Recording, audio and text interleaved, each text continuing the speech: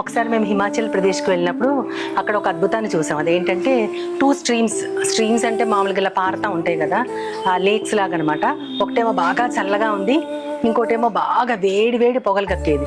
రెండు పక్కనే వెళ్తా ఉన్నాయి కానీ రెండు కలవట్లేదు. అసలు అదంటే మన మామూలుగా బాయిలింగ్ వాటర్ అంటారు కదా, అలాగ బాగా పొగలు వస్తూ ఉంది. ఇంకోటేమో విపరీతం కోల్డ్గా ఉంది. అది చూడగానే నాకు ఏ పరిస్థితులు ఏది చూసినా దేవుని వాక్యం గుర్తొస్తుంది.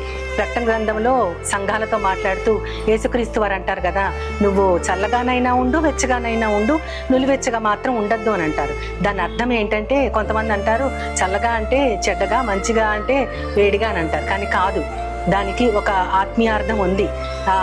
అది కానీ ఇక్కడ అక్షరార్థంగా మనం మాట్లాడుకుంటే, అక్కడ ఇశ్రాయేల్ దేశంలో కూడా చల్లగా వేడిగా ఉన్న 2 స్ట్రీమ్స్ పక్కనే పారుతూ ఉంటాయి.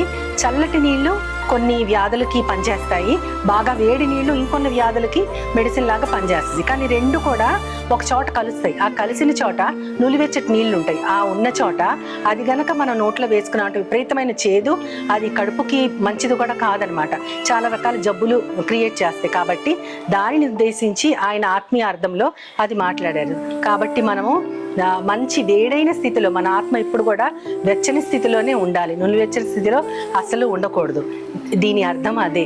ఇది తెలుసుకున్న తర్వాత నాకు ఎంతో ఆనందం అనిపించింది. ఎందుకంటే విజువల్గా కూడా నేను చూశాను కాబట్టి దానిని బట్టి నేను ఎంతగానో సంతోషిస్తూ దేవుణ్ణి కూడా స్తుతిస్తూ మీ అందరు కూడా అటువంటి వెచ్చనైన స్థితికి చేరుకోవాలని దేవుణ్ణి మనస్ఫూర్తిగా ప్రార్థిస్తా ఉన్నాను. ఆమేన్.